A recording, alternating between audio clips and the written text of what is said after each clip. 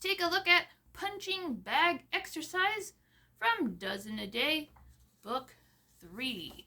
This is in Group 1, number 9.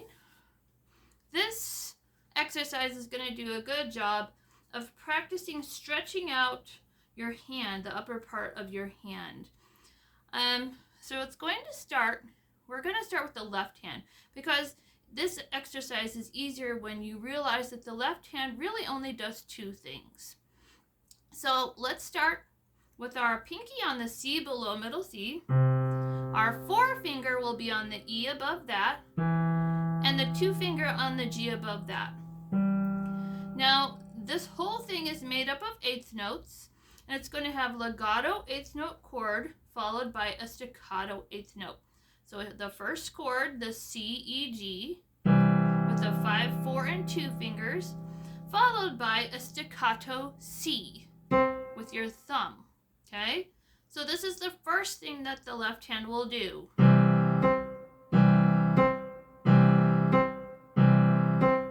Now when we get to the third measure, we see the second chord that our left hand will do. We're going to scooch our pinky up to D, the D below middle C. Our 3 finger will be on the F above that, and our 2 finger on the G above that. So really the only thing that has to move is the pinky, and we're using the 2 finger instead on the 3 finger instead on the F instead of the 4 finger on the E. So here we are, 5 on D, 3 finger on F, 2 finger on G. That's our eighth note legato chord, followed by our thumb playing B staccato. So it'll be like this. And then it goes back to the first chord. 5 finger on C, 4 finger on E, 2 finger on G, followed by the thumb on staccato C.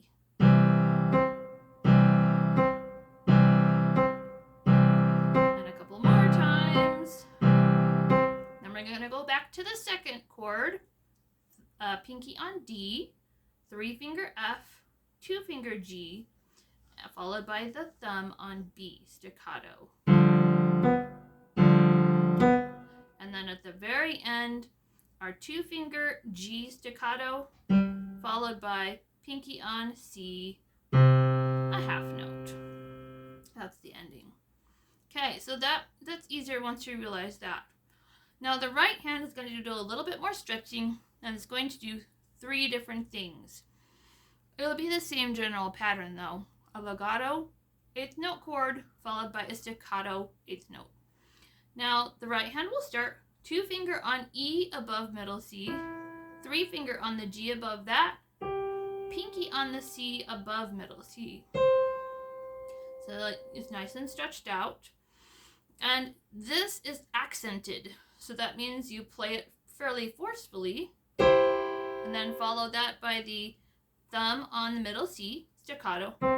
So, does that a couple of times. The second thing it will do is it's going to move the 2 finger up to G. Then we're going to use 4 finger C, 5 finger on the E above that. And then the thumb will follow with the staccato E. So, and there's only one of those actually. Immediately after doing the 1, it goes back to the first chord. Move the hand down a skip, 2 finger on E, 3 finger G, 5 finger C, followed by the thumb on middle C. So, here's the first 2 measures so far. Now watch how the only thing that really changes on the finger pattern is first we're using a 3 finger, and then the second type of chord we're going to be using a 4 finger. Here we go.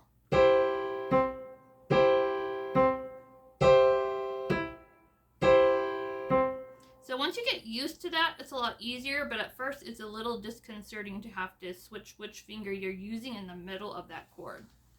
Now, let's go in the third measure. We're going to have the third type of chord that our right hand will do. We're going to move our 2 finger up 1 to F, Then we have 3-finger G and stretch our forefinger to B. So here's our chord, followed by the thumb on D, staccato. Does that twice. And then we go back to the first chord with the 2-finger on E, the 3-finger on G, and the 5-finger on C.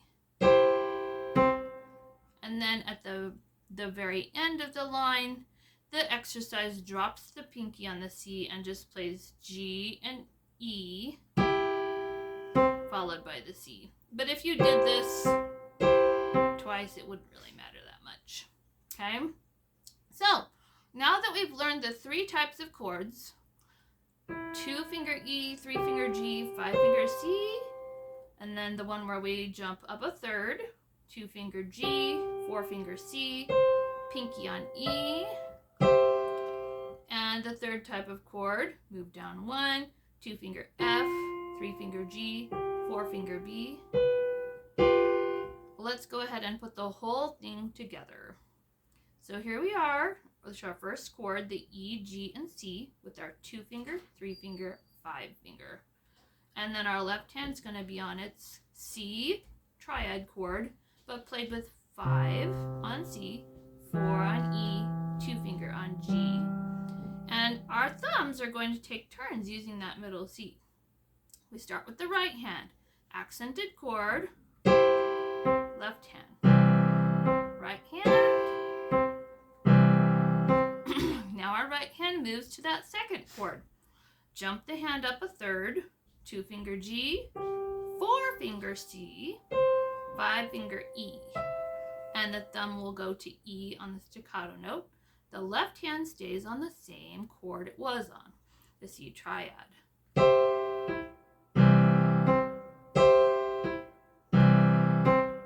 Now in the third measure, our right hand will go to that third type of chord, move the hand down 1, 2-finger F, 3-finger G, 4-finger B, with the thumb to go to D on the staccato. And our left hand will also do its second type of chord. The pinky will move to D. We'll play the 3-finger on F and the 2-finger still on the G. So that doesn't change. And the thumb will go to B for the staccato. So here we go. Right hand, F, G, B chord.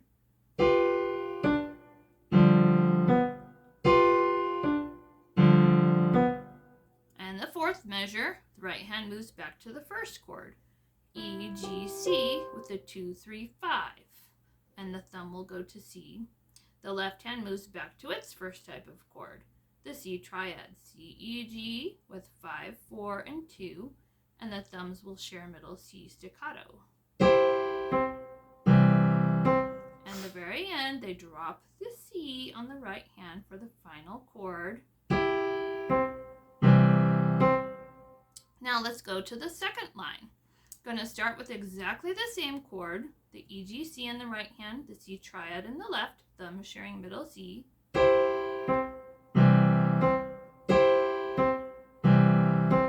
Right hand is now going to jump up, just like it did in the first measure, a third to the G, C, and E, 2, 4, and 5 finger. Thumb going to E. Left hand will stay with the same C triad chord. Now the right hand's going to go back down to the first chord, E, G, C, and going to the C, left hand stays the same.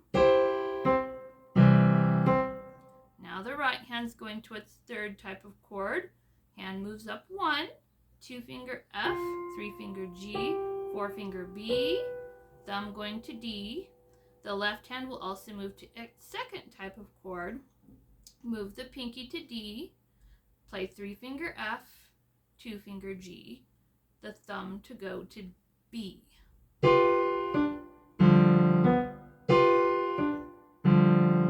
And the final chord, right hand goes back to the first type of chord, 2-finger E, 3-finger G, 5-finger C, it's whole notes. And then the left hand plays 2-finger G, staccato, and pinky on C, below middle C, half note. Now, one thing that one of my students pointed out to me that I didn't even think about I was doing was you may end up putting your fingers closer to the piano versus closer to you so that it's easier to reach all the notes. Take a look at how this works. If your fingers are down at the end of the notes closer to you, it's difficult to get your thumb to the next note without straining your hand because you have to go like that. But if you push your fingers closer to the piano, your thumb is already there above the C. No need to strain your hand. So keep that in mind as you're setting up your chords.